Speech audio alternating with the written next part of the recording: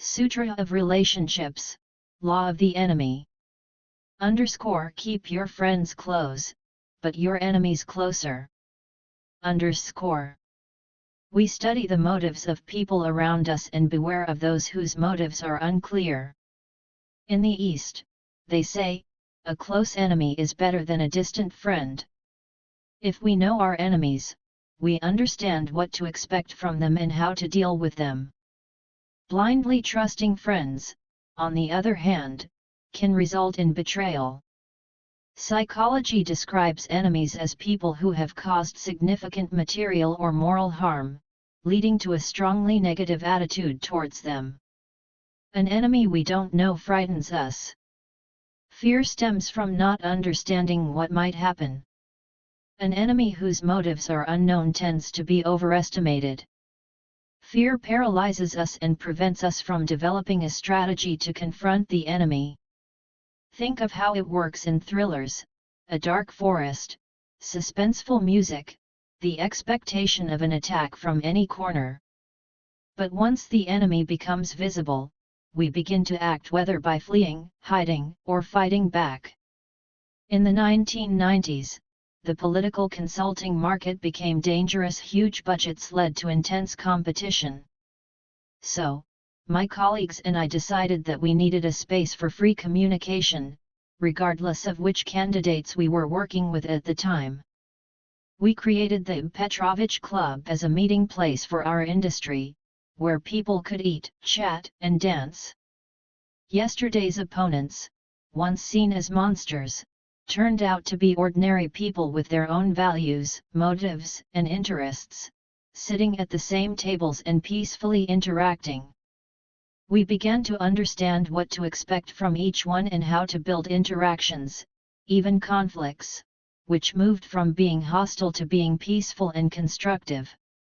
Perhaps it was this communication and proximity that saved the situation. Therefore, interaction with the enemy is crucial to learn more about them and understand their motives. Friendship often serves as the bridge from mere acquaintance to enmity. Vasily Klyuchevsky.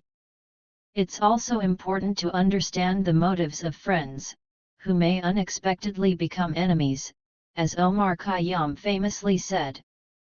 In this uncertain world, don't be a fool, never rely too much on those around you. With sober eyes, look at your closest friend, for he may turn out to be your fiercest foe. Those we consider friends can betray us if conflicting interests arise.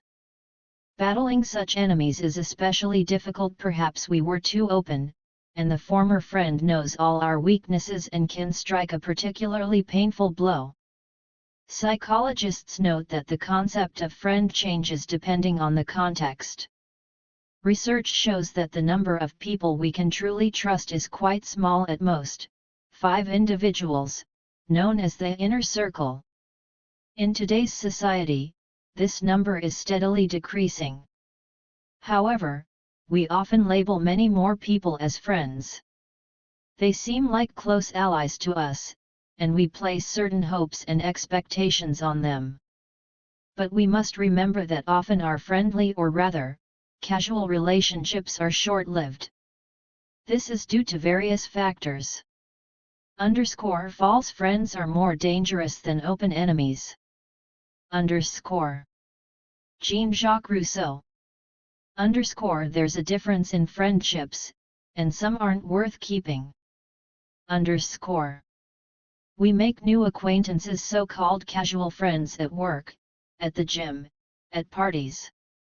These relationships are based on shared interests, mutual liking, and participation in common activities.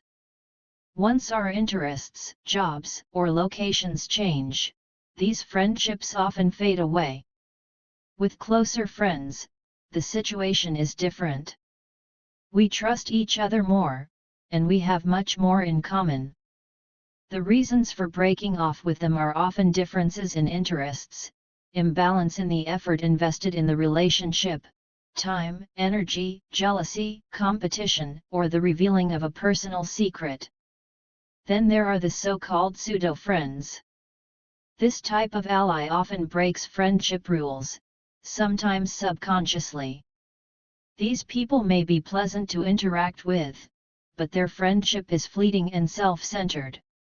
There are friends of happy days and friends of sad days. The former stay with us only under favorable conditions, and vanish at the first sign of trouble. The latter disappear once our sadness ends, as they only feel validated when acting as our savior. The reasons for parting with such friends are clear. Once circumstances change, they lose interest in us. The same principle applies in business relationships. The need to plan and strategize for years ahead teaches us that we should only work with those whose motives are clear. Take a team of 7 people, for example. One is in the project because he's a school friend of the leader, and they're always on the same page. Another is there to implement his idea. The third enjoys the status that comes with the position he's been offered. The fourth cares about money and wants to earn a lot.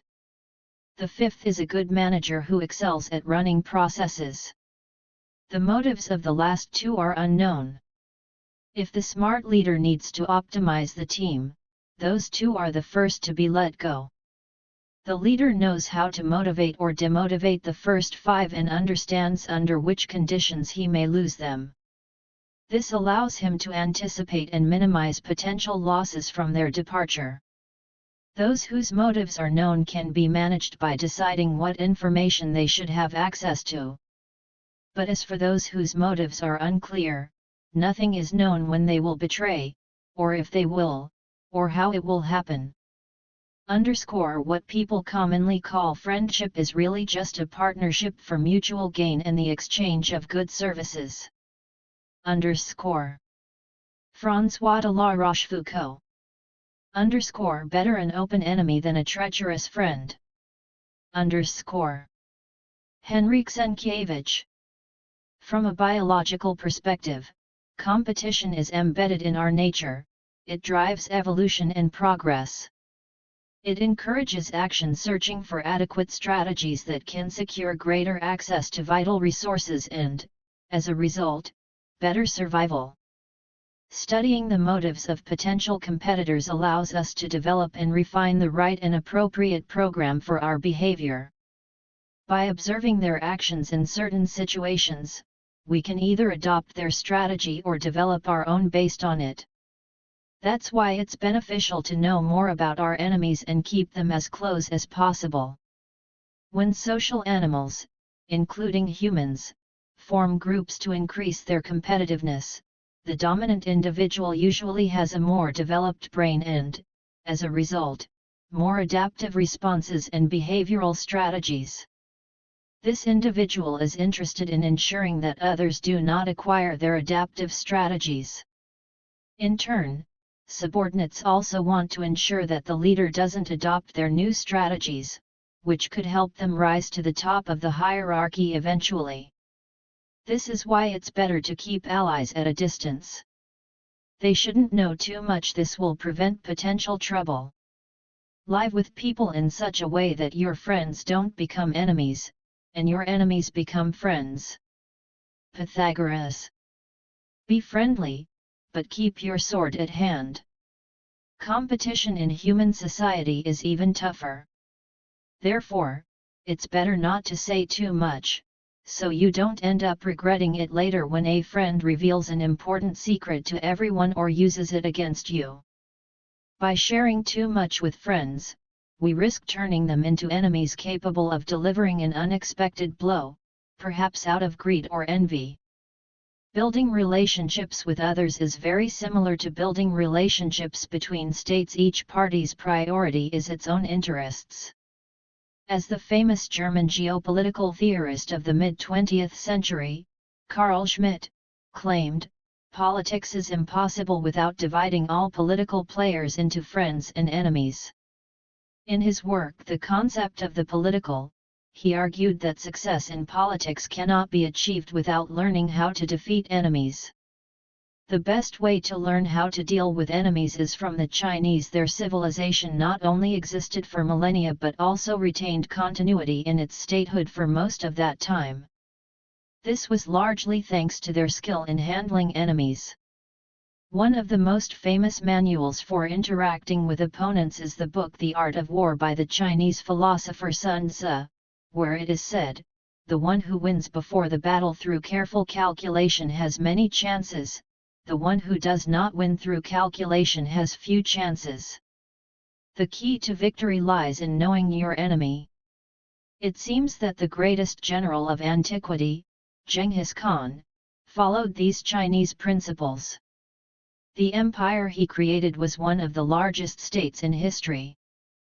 Mongol cavalry conquered many countries and peoples. The power of the Mongol Khans encompassed China, the steppe tribes of Central Asia, and the peoples of Eastern Europe. How did Genghis Khan and his descendants manage to control such vast territories? Historians believe the Jenghizids used a complex set of measures. But the main secret was that the Mongol rulers built their policies on the principle, keep your friends close, and your enemies even closer. Friendship and enmity are never far apart. It's always easier to forgive an enemy than a friend. William Blake. There's no enemy more cruel than a former friend. Andrei Moirwa. Whenever the Mongols conquered a nation or country, after a show of force, they would bring the most influential leaders of the defeated enemy closer to them.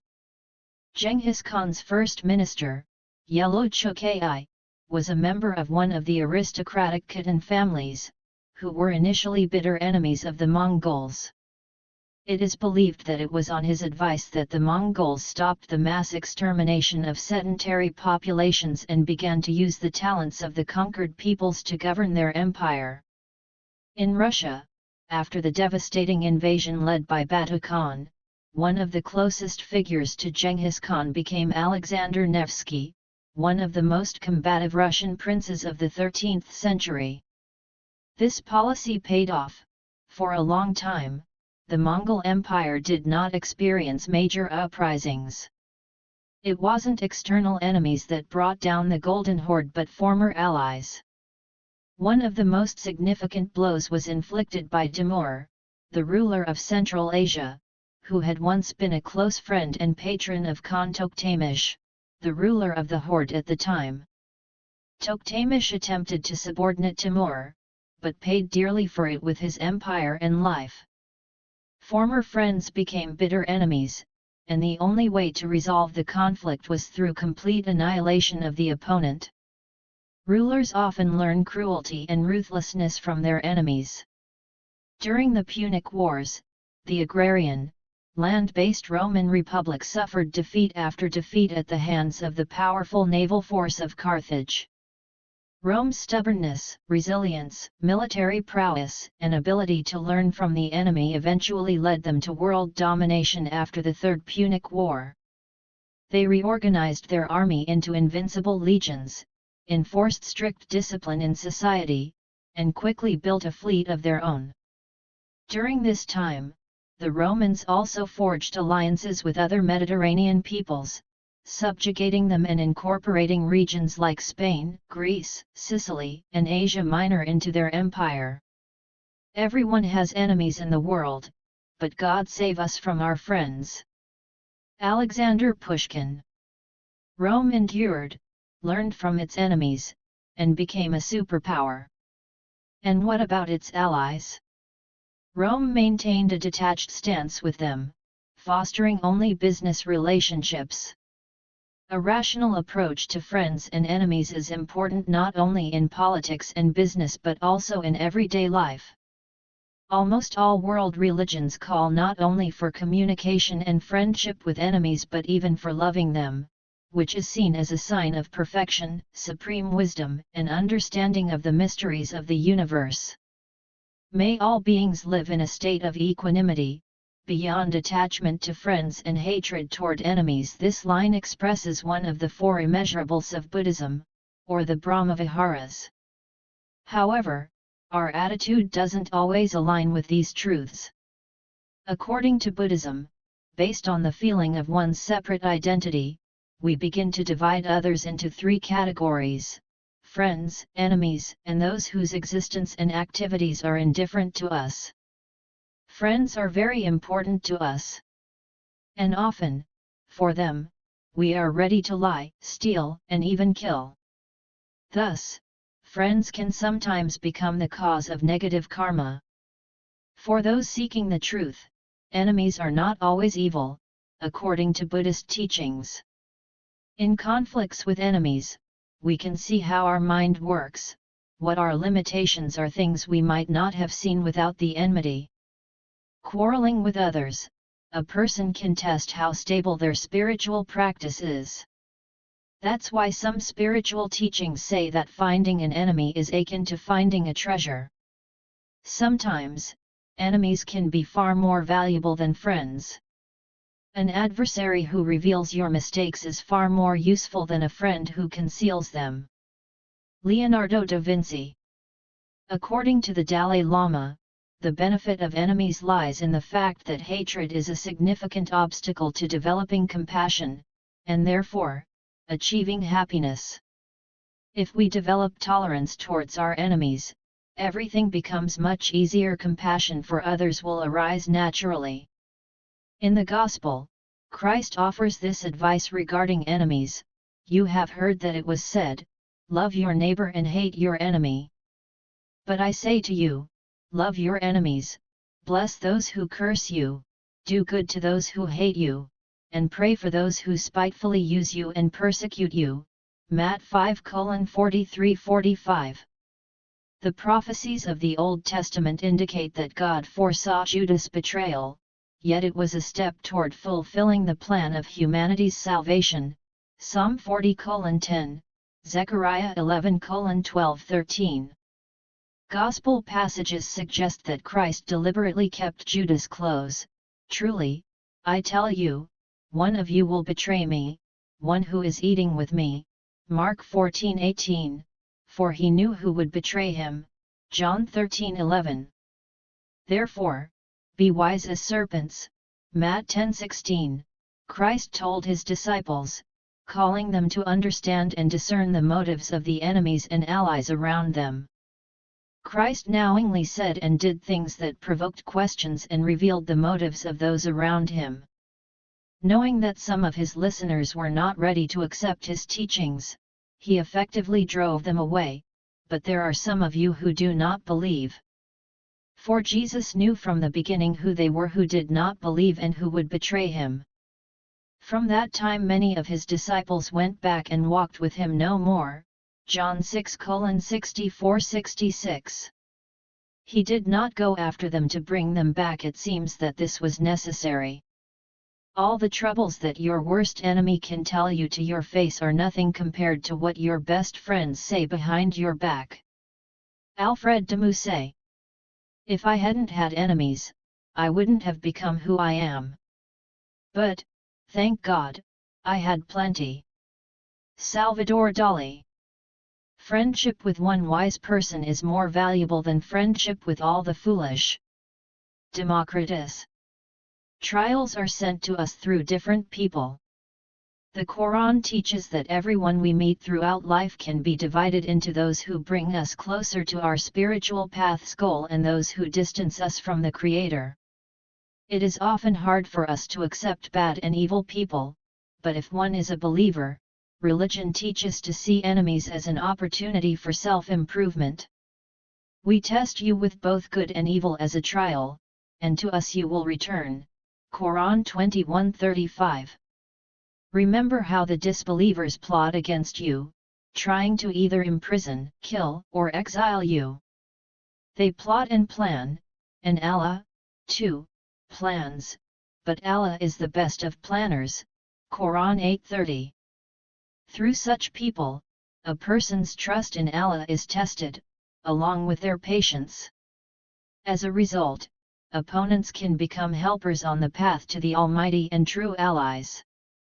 Often, it is our closest people who become obstacles to growth and development. This happens when family becomes a real idol for a person.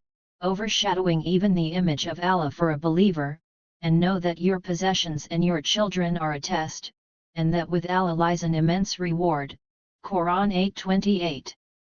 Surrounded by pleasant and kind people, it is hard for us to leave our comfort zone and start working on ourselves. O you who believe!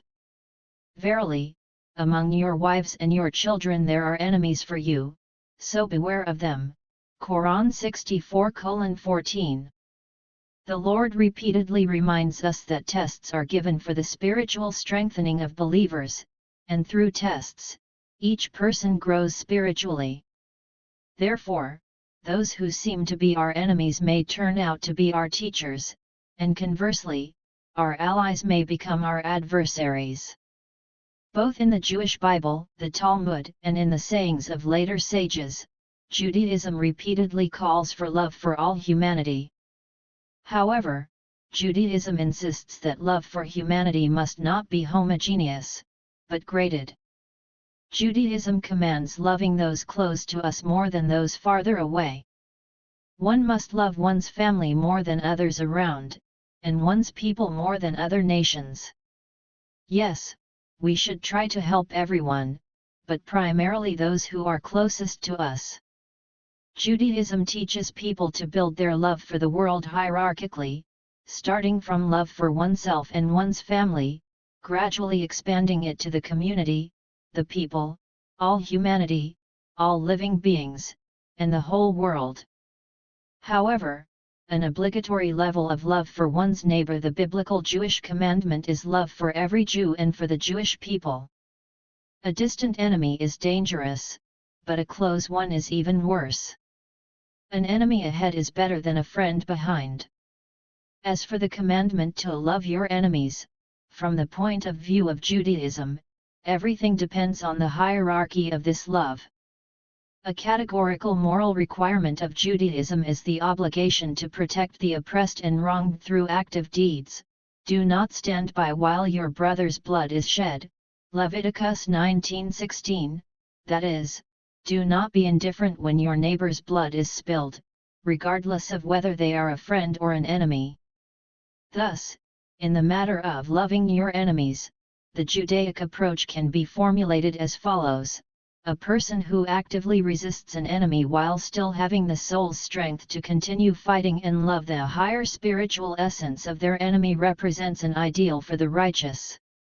If even in divine affairs, it is not always clear who is a friend and who is an enemy, what can be said about human relations? There are rarely pure black and white, between them is a whole rainbow. Friendship can be fragile as glass, and enmity can teach us something. Can there be a way out of such contradictory relationships as friendship and enmity? This is vividly described in the Avar folktale Two Wizards. A bad friend is like a shadow. In sunny weather, they won't leave you alone. In bad weather, they're nowhere to be found. If you want to lose a friend, lend them money. Enemies always tell the truth, but friends never do. Cicero. There once lived two wizards. One was named Dada, and the other, Bobo. Dada had the gift of multiplying all that was good, while Bobo had the power to destroy all that was evil. Dada and Bobo didn't know each other personally, but they had long hated one another. Each of them envied the talent the other possessed. One day, a wealthy landowner decided to plant 2 orchards on his land and invited both wizards. He thought that at least one of the orchards would thrive, thanks to one wizard or the other. And so Dada and Bobo became neighbors. Dada's orchard began to grow rapidly, with trees heavy with beautiful fruits, apples, cherries, peaches, and pears. However, strangely enough, tall pines and cypresses also sprouted nearby, trees unusual for the area and completely unnecessary to the landowner. Meanwhile, Bobo's orchard remained barren. They started to spy on each other. Dada quietly learned from Bobo how to control wild growth, while Bobo observed how Dada handled seeds and seedlings. And a year later, the landowner had 2 magnificent orchards. And Dada and Bobo became friends. Each had gained a new talent. That's what it means to learn from your rival. We never know in advance who will be our enemy and who will be our friend. Therefore, we should neither trust today's allies too much nor hate our current enemies. They can easily change roles at any moment. The only people to avoid are those with unclear motives. It is from such lukewarmness, not open opposition, that the worst betrayals are born. Let us be cautious with friends and attentive to enemies, and we will find excellent guides to our goals in both. A helpful fool is more dangerous than an enemy.